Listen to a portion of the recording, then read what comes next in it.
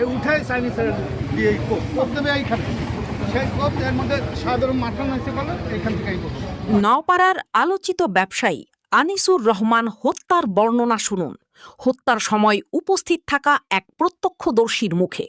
গিরি করে একটা ছেলে আছে না পাতলা মতন, ও আর ও আইসে এই সাহেব, এই ম্যানেজার বসা, এই সাহেব বসা, আমি এই বসা, এই যে টেবিল, আমরা প্রায় এই তিনজনই আলাপ আলোচনা করি। দেখেছি আপনি তো সবসময় মার্কেটে। হ্যাঁ, তা আমি আবার এরকম কাজ করে বসা।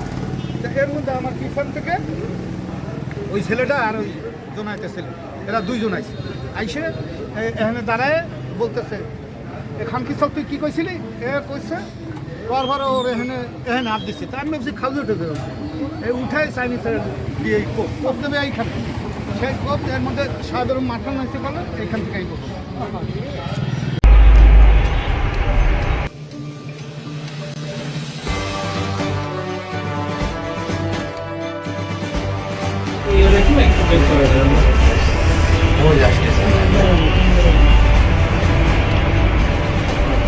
তিনজন আসলে পাঞ্জাবি লুঙ্গি পরে লুঙ্গি পরে পাঞ্জাবি